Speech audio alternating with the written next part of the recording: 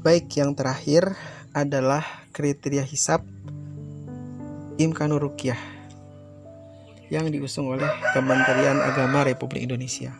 Jadi kalau teman-teman yang sering mengikuti pemerintah dalam memulai puasa dan hari raya, nah metode yang diterapkan itu adalah metode Imkanur Ruqyah.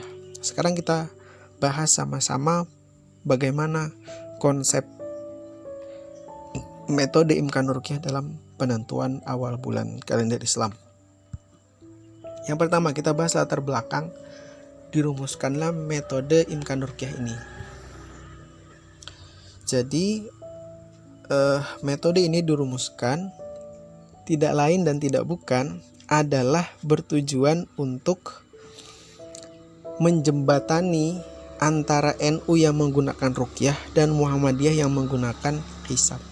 Jadi agar keduanya ini bisa seragam, bisa bersepakat dalam menentukan dan menetapkan awal bulan, maka pemerintah mengusulkan metode yang memadukan antara hisab di satu sisi dan ruqyah di sisi lain, yang disebut dengan kriteria hisab Imkanur Ruqyah. Jadi kriteria ini diusulkan oleh pemerintah pada saat musyawarah kerja hisab ruqyah tahun 1997-1998 di Ciawi, Bogor.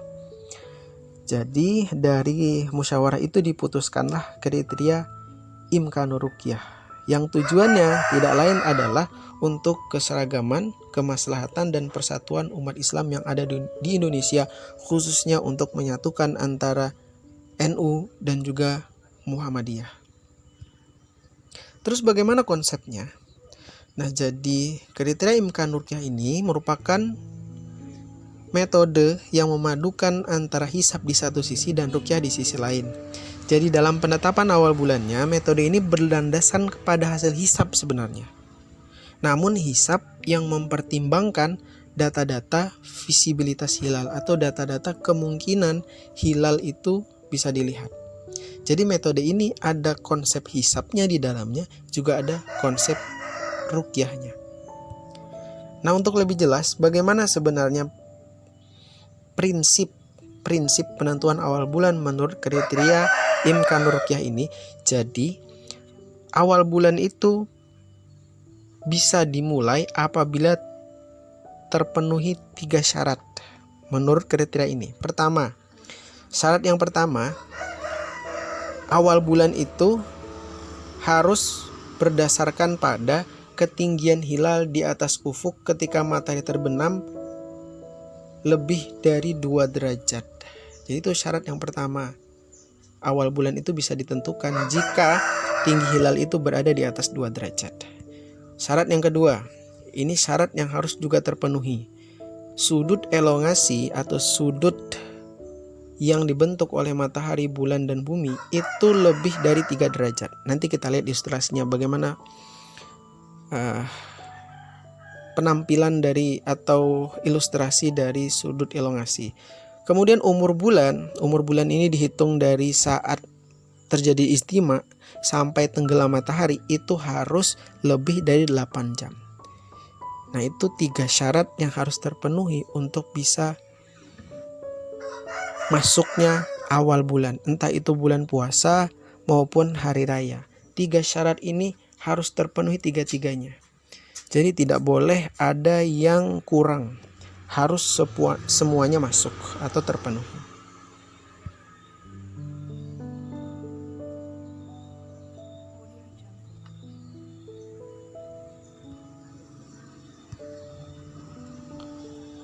Nah, selain dengan metode Imkanur Ruqyah yang ditetapkan oleh pemerintah tadi, pemerintah juga menggunakan cara lain, yaitu dengan melakukan sidang isbat ya.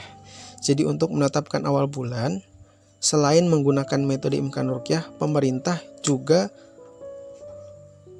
membuat sebuah sarana agar tercapainya titik temu penentuan awal bulan di Indonesia, yaitu dengan adanya sidang isbat. Jadi sidang isbat ini dihadiri oleh perwakilan umat Islam yang ada di Indonesia.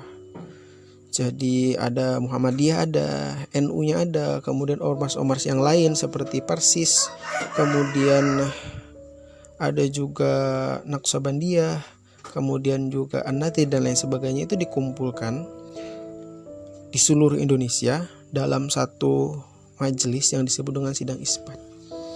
Jadi ini tujuannya agar umat Islam ini bisa seragam, sepakat dalam menetapkan awal bulan. Jadi saya pernah mengikuti sidang isbat, memang berdasarkan pengalaman saya. Sidang isbat itu dilakukan oleh Menteri Agama ya. Jadi Menteri Agama kemudian menyampaikan hasil laporan dari hasil Rukyatul Hilal yang ada di seluruh titik di Indonesia.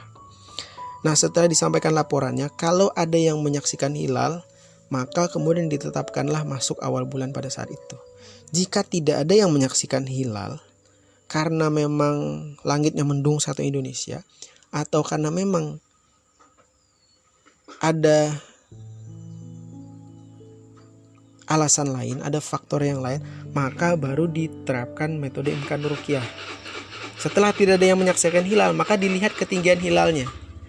Jika hilalnya berada di atas 2 derajat, elongasinya lebih dari 3 derajat, umur bulannya lebih dari 8 jam, pemerintah bisa menetapkan awal bulan pada saat itu meskipun tidak ada yang menyaksikan hilal. Tapi jika kurang dari 2 derajat, kurang dari 3 derajat elongasinya, atau kurang dari 8 jam umur bulannya, maka pemerintah menetapkan metode istikmal. Jadi umur bulan itu ditetapkan menjadi 30 hari. Nah, jadi itu konsep pemerintah dalam menetapkan awal bulan. Jadi meskipun ada kriteria Imkanur Ruqyah, tapi memang pemerintah tetap mempertimbangkan Rukyatul Hilal. Jadi memang agak lebih condong ke NU. Sehingga wajar Muhammadiyah itu kerap berbeda dengan pemerintah. Kenapa? Karena mereka merasa bahwa metode ini lebih condong ke metode Rukyatul Hilalnya NU daripada hisab wujudul hilal. Jadi itu kriteria yang digunakan oleh pemerintah kita saat ini. Jadi meskipun menggunakan hisab, tapi hisabnya tetap mempertimbangkan kemungkinan hilal itu bisa dilihat. Atau dengan kata lain, pemerintah menggunakan metode hisab Imkanur Ruqyah. Nah, ini adalah ilustrasi dari kriteria Imkanur Ruqyah pemerintah. Pertama, harus terjadi istima ya. Jadi ini syarat utamanya juga sama seperti Muhammadiyah. Nah, umur bulan pada saat matahari terbenam yang dihitung dari saat terjadi istima sampai matahari terbenam itu harus lebih dari 8 jam. Nah, itu umur bulannya dihitung dari istima. Jadi ketika matahari, bulan dan bumi pada garis yang sejajar ini menjadi 0 bulan. Umurnya 0 jam bulan. Kemudian sampai matahari terbenam, berapa dihitung? Kalau lebih daripada 8 jam berarti sudah terpenuhi kriteria yang pertama. Kriteria yang kedua yaitu, nah ini, hilal harus berada di atas ufuk 2 derajat pada saat matahari terbenam. Dan yang ketiga, sudut elongasinya, jarak antara matahari, bulan, dan bumi itu harus lebih dari 3 derajat. Baru dinyatakan masuk awal bulan menurut kriteria Imkanur Ruqyah. Jadi 3 kriteria ini harus terpenuhi semuanya.